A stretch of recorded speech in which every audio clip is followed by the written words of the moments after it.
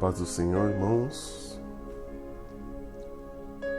Estamos chegando mais o final de ano, está findando mais um ano.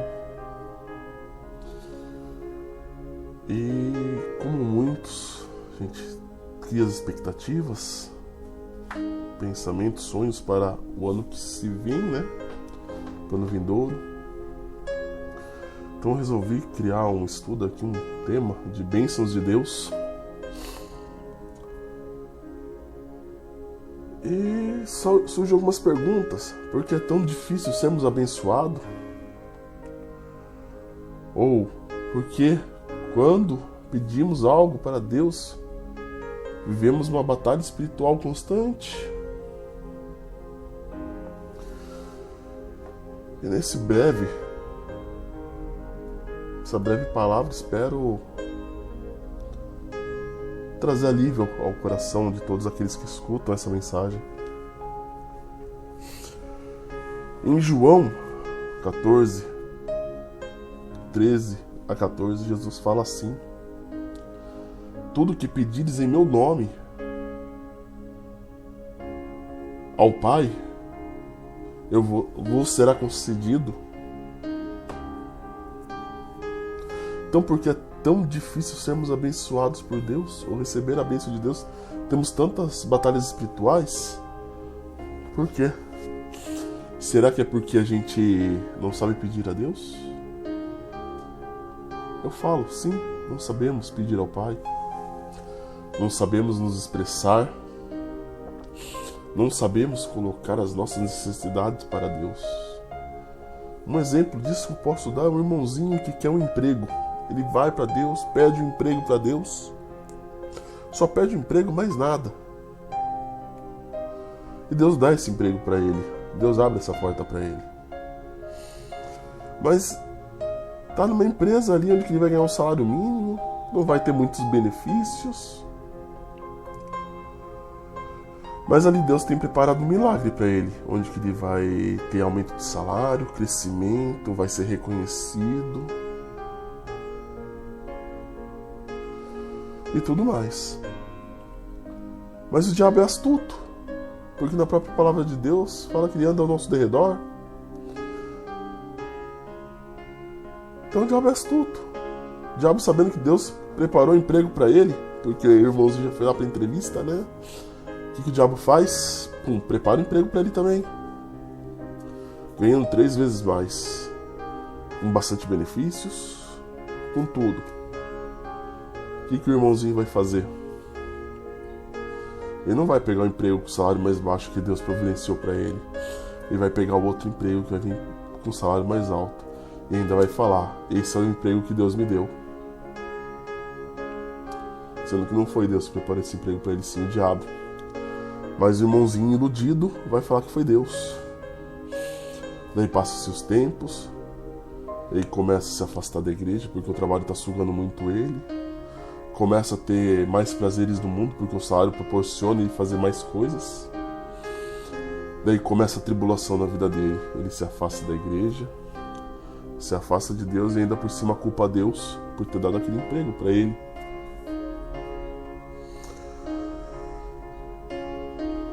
E é isso que acontece muitas das vezes com os crentes, com os cristãos. Por não sabermos pedir para Deus, nos colocamos nessa situação.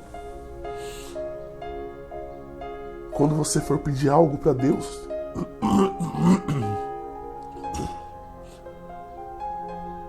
não peça, de modo geral, especifique. Se for um emprego, fale qual é o salário que você quer ganhar, qual é o horário, aonde você quer trabalhar, com que você quer trabalhar, como você quer trabalhar. Especifique para Deus. Você vai ver que Deus vai te atender do jeitinho que você falou para Ele. Ele vai te atender do jeitinho que você falou para Ele. E assim a gente vai fugir das ciladas do diabo. Assim a gente vai conseguir saber que é de Deus. E muitas vezes, quando a gente pede bênçãos para Deus, já percebeu que a gente sofre bastante batalhas espirituais? A gente fala batalhas espirituais, né?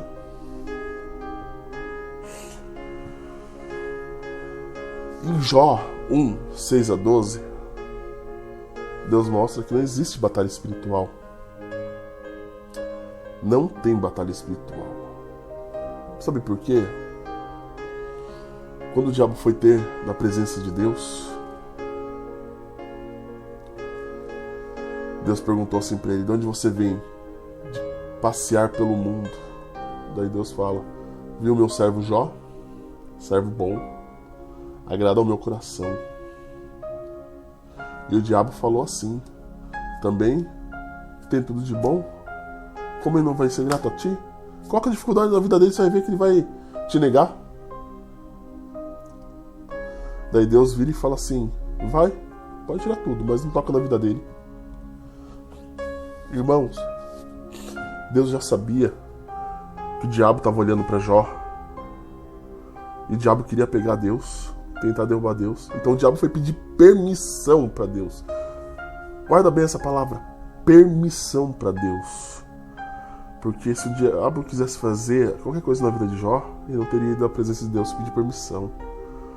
E não teria escutado a Deus quando Deus falou: não vai tocar na vida dele. Porque o diabo queria a vida de Jó. Queria a vida, queria que Jó se matasse. Se o diabo obedeceu a Deus, então a gente tem uma seguinte pensamento: o mal não faz nada sem que Deus permita. Então não existe batalha espiritual, porque só existe uma batalha quando há poderes que possam lutar entre si. Mas só que o diabo, o mal, não pode contra Deus. O diabo não pode contra Deus. Já está decretado tudo que vai acontecer na vida dele. Ele não pode. Ele tem que obedecer o que Deus mandar ele fazer. Isso é uma verdade absoluta. Então não existe batalhas espirituais. Existem tribulações. Tribulações existem. Então por que caímos nas tribulações? Porque quando pedimos algo para Deus, somos ansiosos. Caímos no nosso ego. Eu posso, eu faço, eu consigo, eu vou fazer, eu tenho capacidade. Você percebeu que tudo isso é você falando, é o seu ego. E não é você dependendo de Deus, esperando de Deus. Em toda tribulação, eu digo em toda provação, o que já passou não foi uma tribulação, em si uma aprovação de Deus para a vida dele, ele teve paz. Por mais que as feridas deles o atormentavam, que ele tinha que se coçar com um caco para passar a coceira, da esposa dele falando para ele se matar e negar a Deus, ele teve paz e sempre foi fiel a Deus. Ele sempre falava: Deus me deu, Deus me tirou, bendito seja o nome do Senhor. Isso é ter paz, isso é confiar em Deus, é saber que Deus está no controle de toda a sua vida, que você tem plena confiança que o que Deus tem para você é o melhor. Então quando você pede alguma coisa para Deus, você não tenta fazer com suas forças, você deixa Deus trabalhar. Você tem paz porque você se deleita no Senhor. Mas daí muitos vão falar para mim, e Efésios 6,12, que fala assim: porque a nossa luta não é contra a carne, nem contra o sangue, e sim contra os principados e potestades do mal, contra os dominadores deste mundo tenebroso, contra as forças espirituais do mal nas regiões celestiais. Daí você usa esse texto para justificar: não, tem batalha espiritual, para você continuar no engano, para você continuar permitindo que o diabo entre na sua vida, para você continuar perdendo as suas bênçãos, porque você não olha para o seu eu, que é o que te tira a sua bênção, para o seu ego, porque você se torna o centro do universo, não Jesus Cristo. Quando você tem o seu ego inflado, os seus princípios de vida, seus conceitos, você não tem o conceito de Deus, você não tem a visão de Deus, você tem o seu ego inflado. Daí você usa isso daí para continuar falando que tem batalha espiritual, para justificar isso. E não deixa de entender que essa passagem de Efésios 6,12 que estava se referindo que a nossa luta é contra tudo que fere o princípio de Deus, que fere a boa e perfeita e agradável vontade de Deus. É contra o nosso ego, contra a gente mesmo essa batalha. É contra o nosso ego, o nosso eu, que é essa batalha. Contra a nossa carne, nosso eu. É a gente que tem que batalhar contra a gente mesmo. Para que perfeita e agradável vontade de Deus seja feita na sua vida, seja soberano. Então é por isso que muitas vezes a gente tem essas batalhas que demora para a bênção vir, porque a gente se desvia do que Deus projetou para a gente chegar na nossa bênção. A gente muda o caminho, a gente não sabe pedir para Deus, a gente não especifica o que a gente quer para Deus.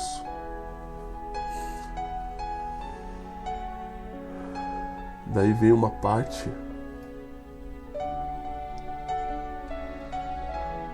que me bate muito, que Deus nos mostra a perfeita e agradável vontade dele. Porque quando a gente aceita Deus, nós somos santificados, nós somos justificados para estar na presença de Deus como justo, como santo. E como nós sabemos, a gente está sendo justo? Como a gente está sabendo se está fazendo a perfeita e agradável vontade de Deus? Tem uma passagem bem clara nisso, que mostra. Em Mateus 25, do 34 ao 40, que fala assim: Quando tive sede, me deram de beber. Quando tive fome, me deram de comer. Quando era estrangeiro em terras estranhas, me hospedaram. Quando estava doente, foram me visitar. Quando estive preso, estava ali comigo me visitando. Daí os justos perguntam para Jesus: Mas quando fizemos tudo isso para você? E Jesus responde: Quando fizesse isso aos meus irmãos, aos meus pequeninos, que são a todos, cai naquele mandamento: amarás ao teu irmão, amarás ao teu inimigo, amarás a todo. Muitas vezes o crente confunde você amar com você ser tolo. Amar é você ajudar, você estender a mão, você levantar, você colocar ele no caminho certo. Tolo é quando aceita os erros da pessoa. Isso não é amor, é tolice. Mas quando você ama o seu irmão, você quer o ajudar, você quer fazer ele crescer. E essa passagem de Mateus, ela é tão marcante que ninguém dá valor para ela como deveria ser valorada essa palavra. Porque nessa palavra Deus fala assim: vocês justos herdarão ao reino que foi prometido a vocês, que é a salvação, a vida eterna. Quando fizesses isso daí, que é a empatia, você se compadecer do seu próximo, você ter um amor pelo seu próximo, de se compadecer, de se alegrar, de viver esse amor.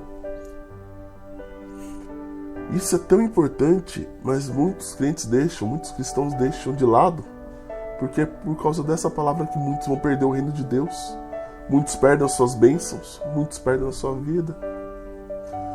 Porque se você não é justificado, você não é um justo, você se torna injusto.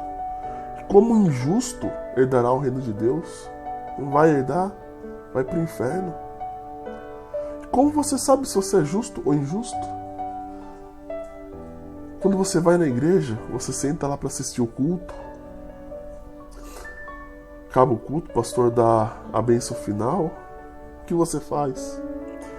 Você chega no seu irmãozinho que está lá, conversa com ele, pergunta como foi a semana dele, se está tudo bem na vida dele, se você pode orar por ele naquele momento, ou você simplesmente dá a paz do Senhor e tchau, ou muitas vezes nem dá a paz do Senhor, só tchau e vai embora, só procura a saída e vai embora. Daí você acha que você está sendo justificado, está sendo justo, de acordo com o que fala em Mateus 25, do 34 ao 40? Você acha mesmo que com isso você vai conseguir as bênçãos de Deus para 2023? Você acha? Por mais que você peça corretamente para Deus, por mais que você tenha fé em Deus, mas se você não está sendo justo na presença de Deus, como Deus vai te abençoar? Daí nós vemos e falamos, estou tendo uma batalha espiritual, por isso minha bênção está demorando para chegar.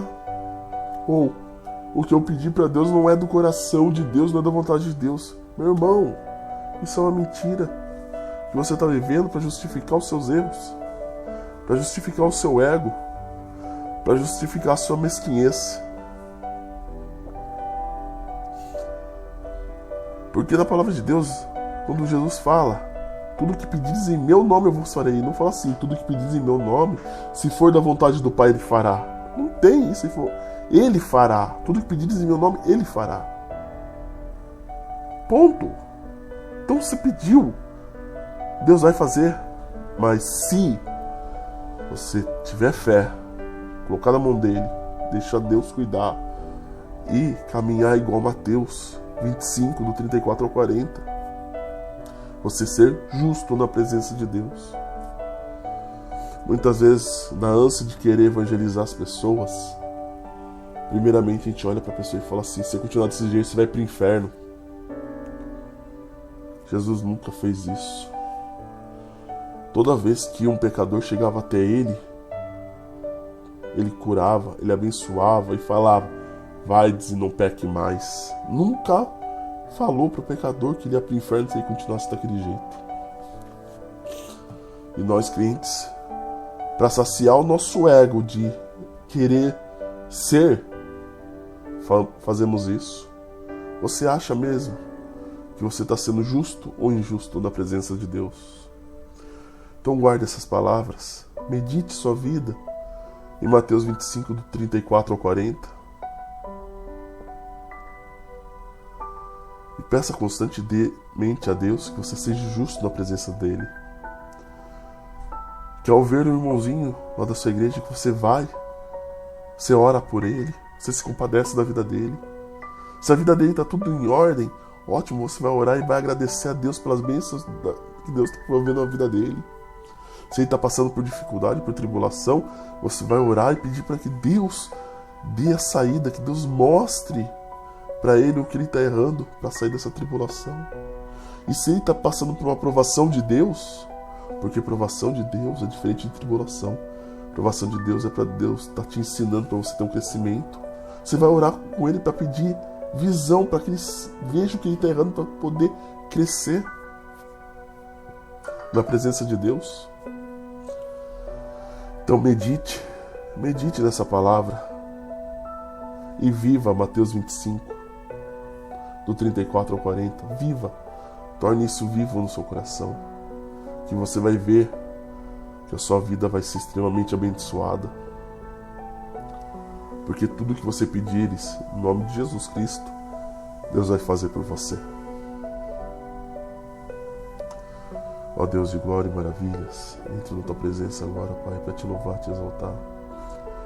Com essa palavra, Senhor, que veio ao meu coração, Pai. Espero que todos aqueles que estão escutando reflitam nela e comece a mudar, que ela seja enraizada no meu coração, que eu mude também, ó Pai, que eu venha aprender mais e mais com o Senhor, que as pessoas que estão escutando isso torne viva essa palavra, que ela cresça e vire árvore frutífera, Pai, que sejam para bênção, que seja um dissipador de águas, ó Pai, um divisor de águas aqui, para que as pessoas entendam o que é ser um justo na presença de Deus, e que a gente viva Jesus Cristo, que eu possa viver Jesus Cristo na sua vida, diariamente, ó Pai, na minha vida. Que Jesus Cristo viva aqui, ó, todos os dias da minha vida, até o dia que Ele vier me buscar.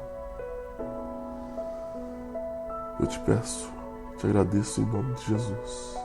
Amém.